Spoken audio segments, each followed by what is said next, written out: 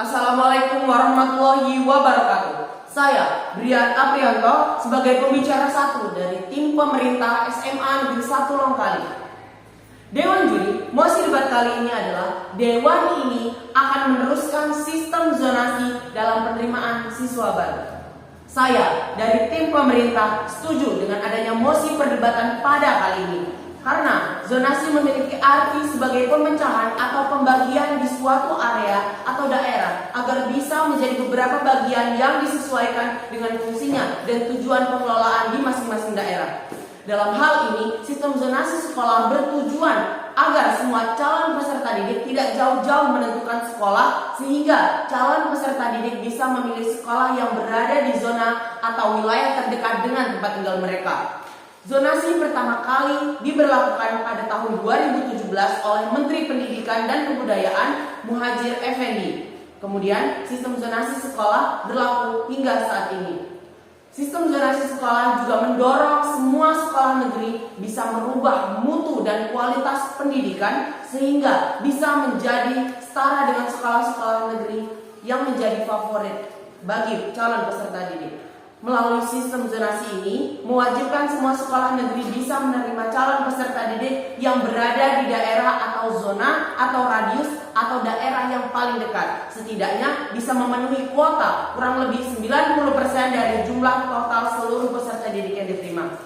Yang kedua, sistem zonasi sekolah akan memberikan peluang bagi pendidikan di Indonesia yang sebelumnya tidak bisa dicapai akan tercapai untuk lebih baik lagi. Semua sekolah bisa memiliki kesempatan untuk berkembang. Zonasi juga membantu mengurangi ketimpangan antara sekolah-sekolah favorit dan non-favorit, sehingga siswa tidak lagi terpusat di beberapa sekolah tertentu saja, sehingga kualitas pendidikan secara keseluruhan dapat merata. Lalu, dengan sistem zonasi ini dapat mengurangi beban para orang tua siswa, karena dengan siswa bersekolah di dekat tinggal mereka, di dekat tempat tinggal mereka, beban biaya transportasi dapat berkurang. Selain itu, siswa juga dapat lebih mudah menempuh jarak menuju ke sekolah, menghemat waktu di dalam perjalanan, dan meminimalisir kelelahan yang dapat mempengaruhi potensi belajar mereka saat di sekolah. Sistem zonasi ini juga memungkinkan anak untuk bersekolah dengan teman-teman di lingkungan yang sama, membantu dalam perkembangan sosial mereka, dan menciptakan lingkungan belajar yang lebih inklusif.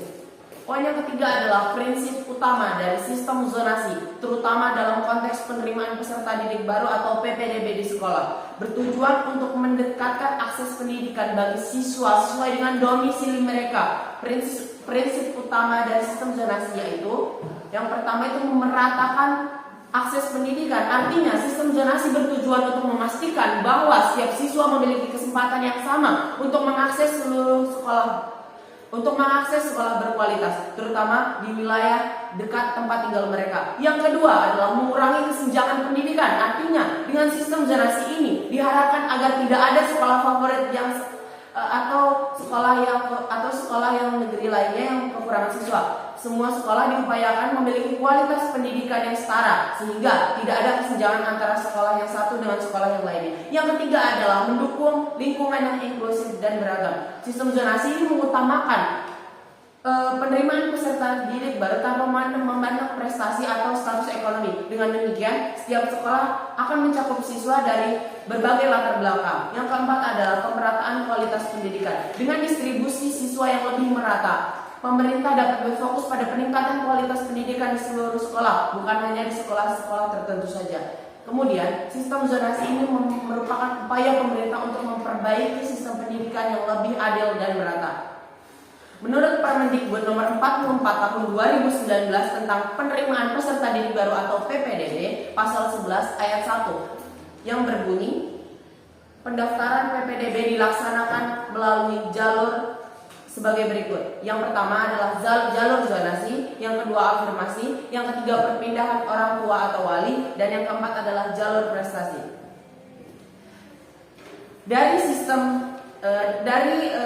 Menurut Permendikbud kali ini, jalur yang paling banyak daya tampung di sekolah adalah jalur zonasi, yaitu sebanyak 50%.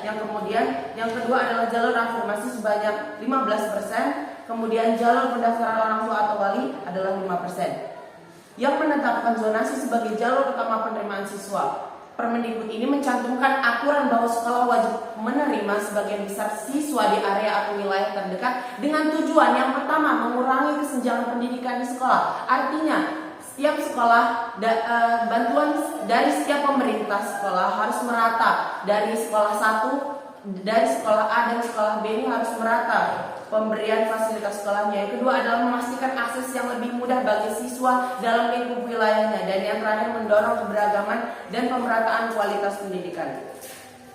Kemudian saya mengambil bukti dari Mendikbud yang mengatakan bahwa kita menggunakan zonasi mulai dari penerimaan siswa baru, terutama untuk memberikan akses yang setara dan akses yang adil kepada peserta didik tanpa melihat latar belakang, kemampuan, ataupun perbedaan status sosial ekonomi. Karena pada dasarnya anak bangsa memiliki hak yang sama yang telah dicantumkan pada Undang-Undang Dasar Negara Republik Indonesia tahun 1945 pasal 31 ayat 1 yang berbunyi, setiap warga negara Indonesia berhak mendapatkan pendidikan. Oleh karena itu, tidak boleh di dalam suatu pendidikan tidak boleh ada diskriminasi, hak eksklusif, kompetisi yang berlebihan atau mendapatkan layanan pemerintah. Kemudian, karena itu pemerintah membuat aksi zonasi pada PPDB di sekolah supaya sekolah swasta juga bisa diuntungkan oleh sekolah yang mengadakan jalur zonasi, karena saat sudah selesai pendaftaran di jalur negeri, siswa-siswa yang tidak terdaftar di jalur negeri bisa beralih ke sekolah swasta, sehingga sekolah-sekolah swasta pun bisa mendapatkan siswa untuk memeratakan pendidikan di sekolah mereka.